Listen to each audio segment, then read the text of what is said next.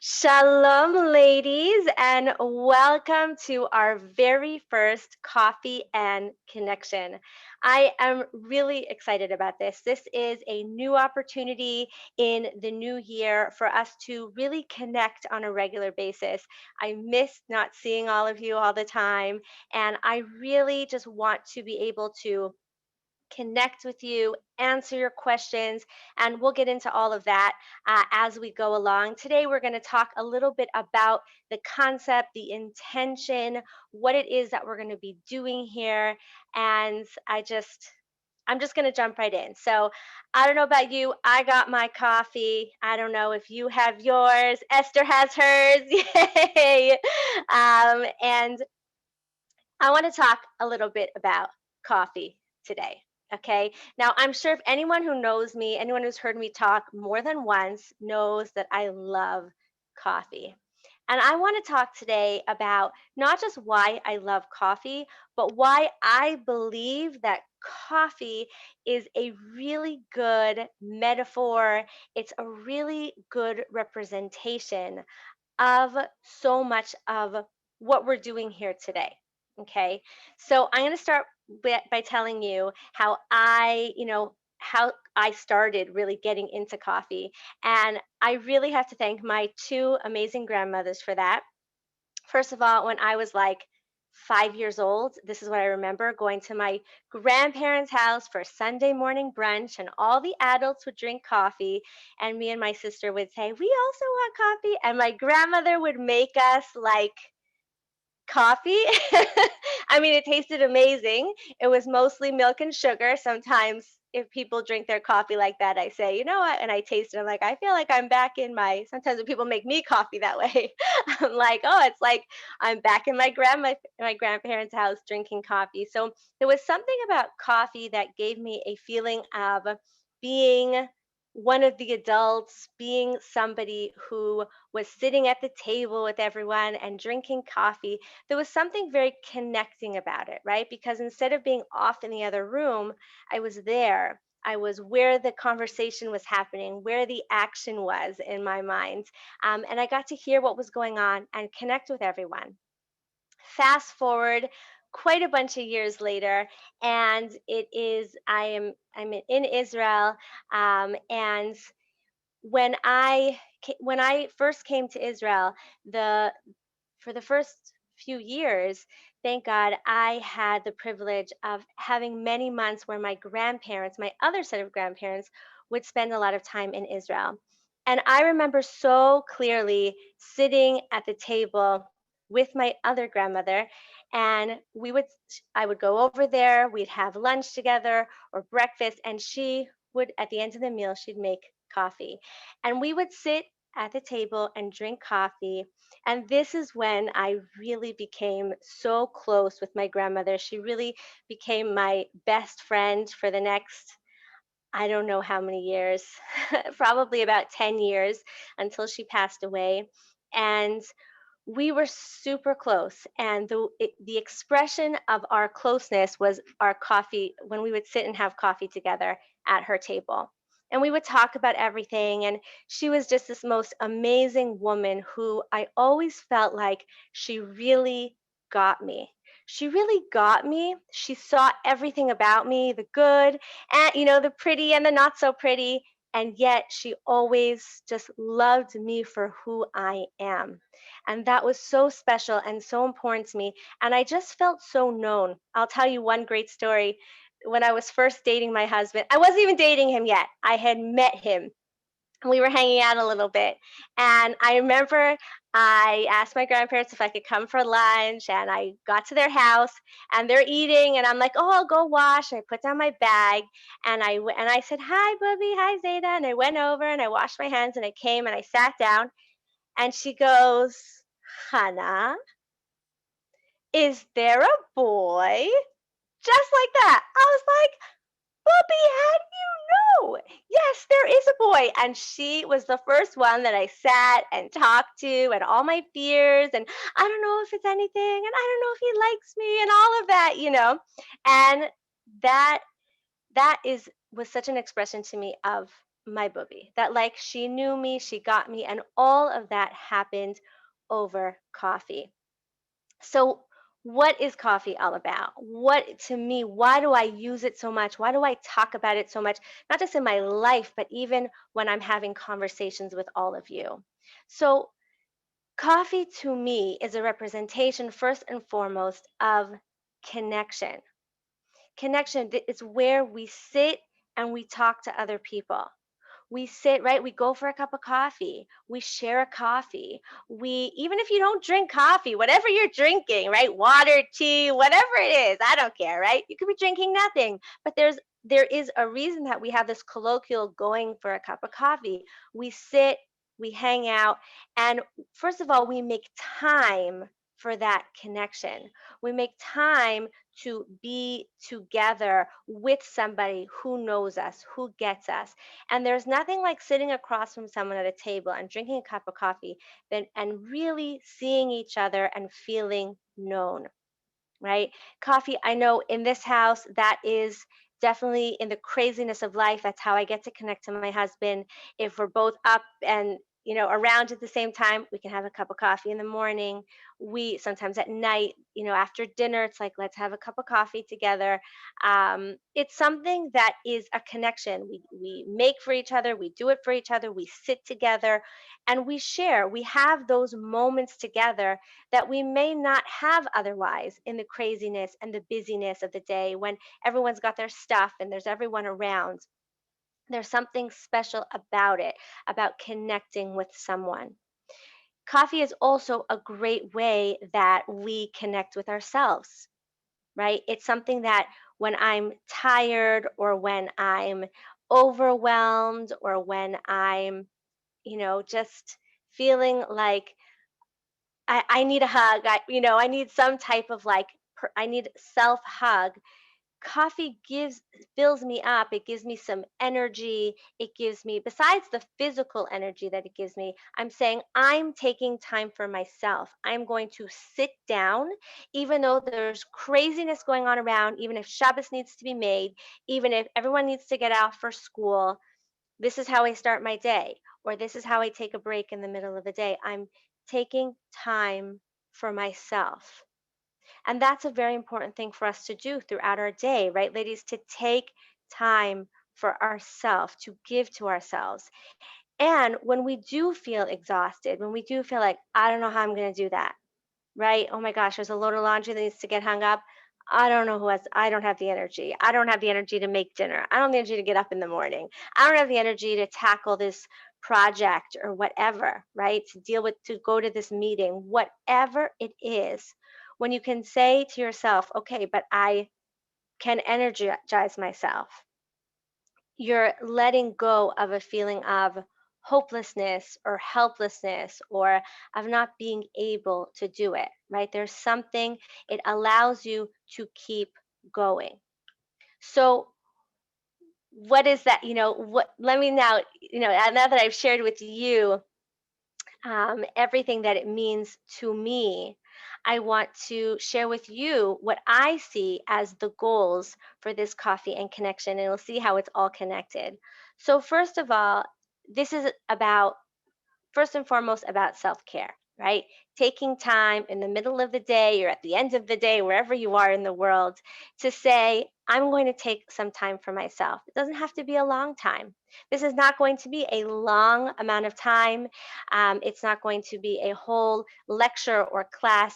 What we are going to do here is share very potent, very meaningful pieces of information, sources of inspiration that come directly from you, right? The questions that you are asking, and I have to thank you all so much for the questions that you shared. I mean, I got such great questions, so many questions. I mean, we have like a year's worth of curriculum already here, a year's worth of questions, but keep them coming, and if you think, wait, my question, for sure she got that question already, send it again, because the questions that come the most, those are the ones that I'm going to do first, right?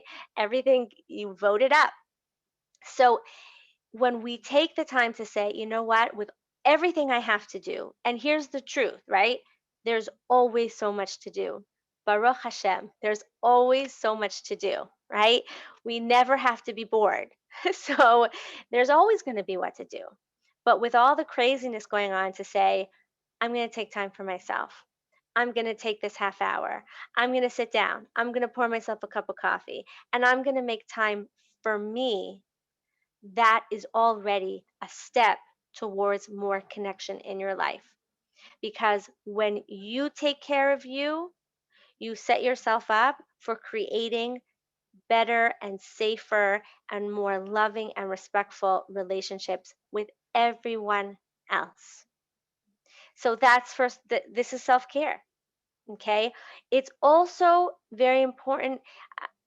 My intention here is also to give you so much hope and, my I believe that every woman has the power to change her relationship, to change what's going on in her life, in her home, in her marriage, within herself. We all have the power to do that. And this this time, Coffee and Connection is going to give you two very important elements for that goal. Okay? For that empowerment, for that hope. One is through knowledge, through learning, through the training, through answering the questions. Because when we feel stuck, when we feel like I can't change anything, I don't know what else to do, very often it's because there is simply, okay, and I'm not saying this to downplay the issue, there are real issues that cause real pain. But so often there is a piece of information that we are missing. There's a limiting belief that we are seeing as truth. We are living our lives into these beliefs, these truths, what we were taught, what we saw as kids, what we've seen other people do, and we think that's it, that's the way to do it. And having that, giving yourself the gift of being able to have those aha moments, of being able to say, oh my gosh, I don't have to do it this way. I don't have to be stuck in this. I don't have to keep trying and not having anything work. That is my intention for you to not feel stuck, for you to not feel like you don't know what to do. This is to give you that guidance and clarity so that you can move forward over the course of the coming week and over the course of this year. And the other thing that my intention here is to give you a sense of community, for you to know that you are not alone. Because whether I'm answering your question or someone else's questions, you'll hear yourself in that question, because you know that there are other women on the line with you who also want to learn and want to grow and want to gain. You are not alone in feeling like you want to move forward. Sometimes in our culture, we can look around and it seems like everyone else is perfect. Everyone else has got it. No one else is struggling, right? How many women, and I don't know if we have it, if people have their videos on, if you want to turn your videos on here, Baruch Hashem, we have such a nice, I'm so happy to see you all here. I'd love to see you if you'd like. How many women, though, and just go ahead and put yes in the chat or raise your hand. How many women for how many years thought that they were the only ones with these kinds of challenges, thought that nobody else was struggling, thought that, it's just them that are dealing with these things, right? How many women, thank you for all the women raising their hands. Yes, how many women really, how many of you would have benefited from knowing that there are others who are dealing with similar issues? I cannot tell you how often a woman will ask a question thinking I'm the only one. We had this just recently in our new group coaching that is Baruch Hashem, the most amazing group of women, where a woman brought up a topic thinking that nobody would understand her, and almost every other woman said, "Me too. I have experience with that as well." And it happens over and over and over again.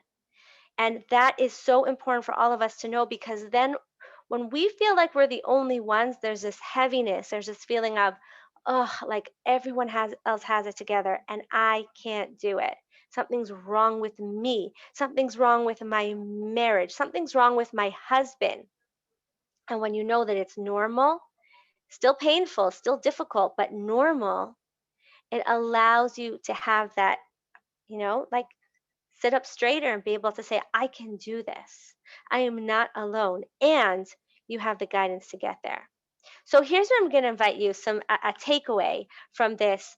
When you feel overwhelmed over the coming week, when you feel like, I don't know, how to handle the situation, you feel stressed, you feel stuck, you feel like you're drowning in your to-do list or in your kids' Zoom calls or in your work or in your dishes and laundry. Anytime you feel overwhelmed, stuck, if you feel stuck in a pattern with your husband where you feel like he's just never happy with you, you're never happy with him, you never have good conversations, things just feel so overwhelmingly painful. I invite you to choose one of these three lessons that we can get from our coffee, one of these three lessons to help you move forward. I'm going to share the three, and then I'm going to invite you all to share which in the chat which one you are committing to for the coming week. Okay, well, I'll give you that accountability, and it's, you put it down, even type it out. It'll help it stick in your brain. So the first thing that you can do when you feel overwhelmed is to remember that you are awesome. You are honestly doing your best, and give yourself some love and self care. I know it sounds so counterintuitive when there's so much to do and I'm so overwhelmed and no one's happy with me and I'm not happy with anyone, to say, I'm going to sit down and drink a cup of coffee. But the reality is that that is what often gives us the strength and the courage and the ability to keep going, right? To do what needs to be done. So that's the first tool that you can take with you from this call, this training. I don't know what to call it. The second thing is to remind yourself in that moment, take a deep breath, put your hands on your heart, and remind yourself, I am not alone. I'm not alone. There are other women dealing with this, and it's not a minority of women.